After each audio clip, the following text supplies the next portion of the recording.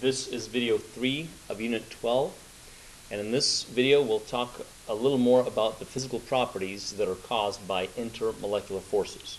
The next one up is something called capillary action. Now this is liquids getting pulled up by solids because of their attraction for each other. If you ever take a look at a small test tube, you've seen these before, what you'll see is if you try to look at the water level, it's beveled. It's actually a little arc, like this. And this is because the water has an attraction for the glass, which is made out of silicon dioxide, a material that water has a slight attraction for, so it tries to crawl up onto the glass.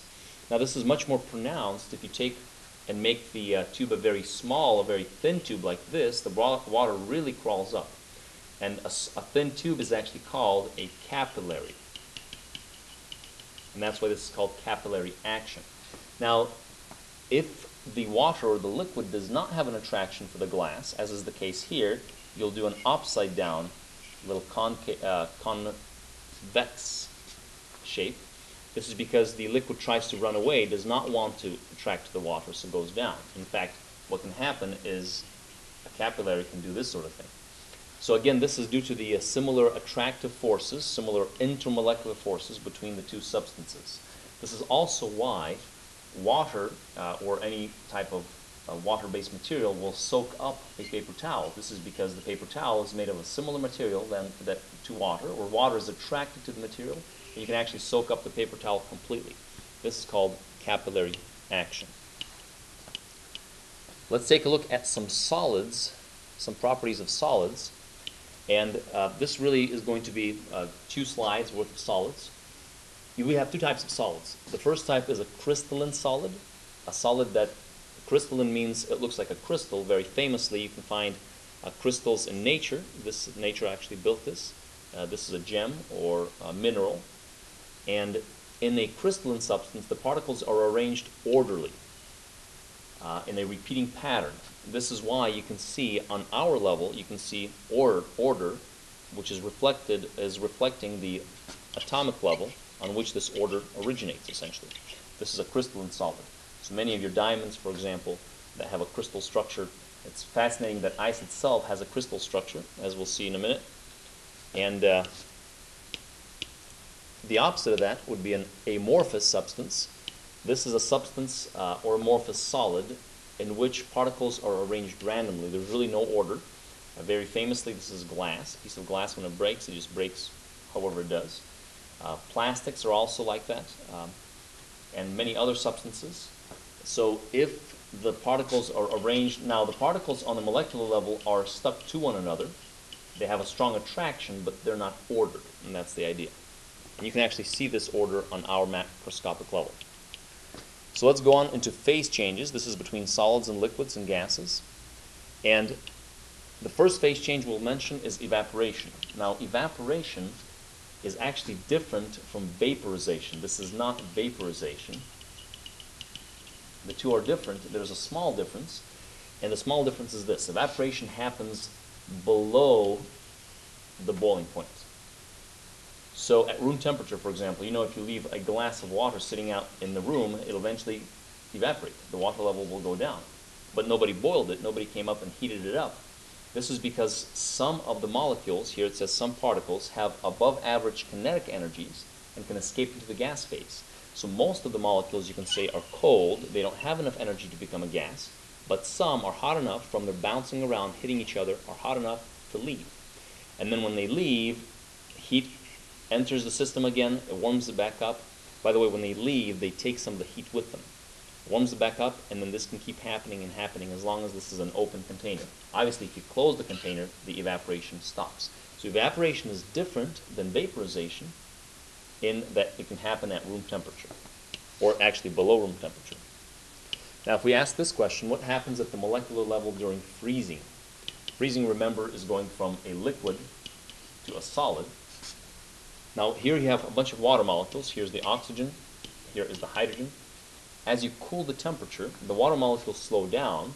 Eventually, if you keep cooling it, the water molecules will freeze. And they'll freeze whenever their attraction for each other becomes strong enough, because they cool down, they slow down, and they stick to one another. And then when they stick to one another, they actually start forming these three-dimensional shapes.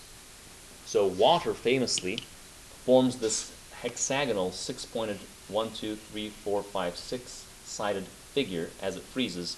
The oxygens actually align themselves to the hydrogens of the neighboring molecule.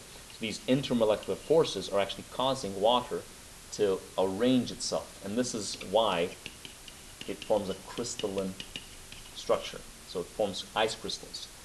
So if this happens slowly enough, then it'll be very ordered, ice crystals. And in fact, if you ever take a look at a snowflake, snowflakes actually exhibit or show the six-sided structure, 1, 2, 3, 4, 5, 6. In fact, every snowflake should have this 1, 2, 3, 4, 5, 6-sided structure. If a friend gives you a snowflake and it doesn't have 6 sides, or if they give you a postcard with a snowflake, you reject it because it is not scientifically correct. So this hexagonal pattern is because on the molecular level, they're ordered this way. Because during the freezing point, the molecules, their intermolecular forces allow them to come together. And this is also, here's me in my younger days just enjoying a swim. And this is also why ice floats. Ice floats because the intermolecular forces, as they come together, force the molecules to take these shapes and create, essentially you can say, open spaces within the shapes, making it less dense, able to float. Now, actual boiling, the definition of actual boiling is this: the temperature at which the vapor pressure of a liquid equals atmospheric pressure. So what we say is boiling, in order for a substance to boil, there's a bunch of air pressure that's pressing down on the water. When you heat up the water, it begins to push against this air pressure.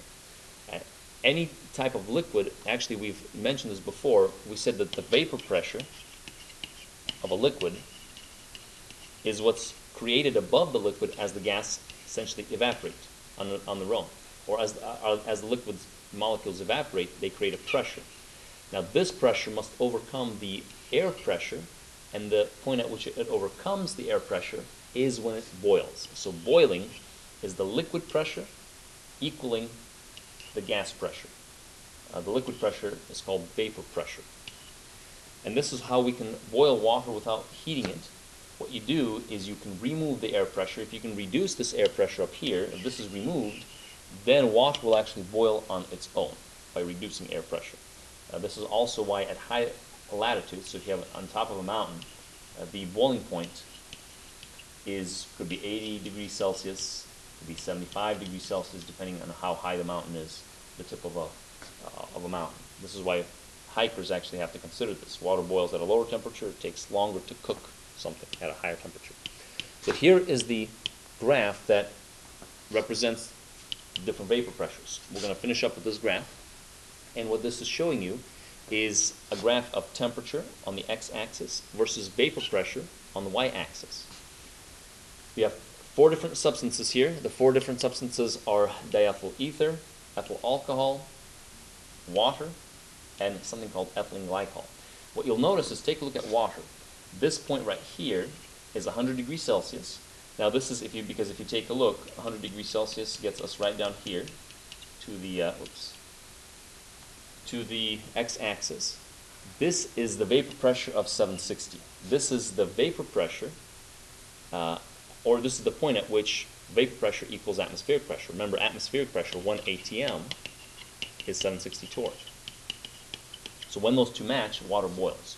If you take a look at something like ethyl alcohol, it actually boils at 78.3 degrees. That's how this is lined up. That's because that's the temperature at which its vapor pressure equals 1 atmosphere, 760. In general, though, you see that as we increase the temperature here, the vapor pressure goes up.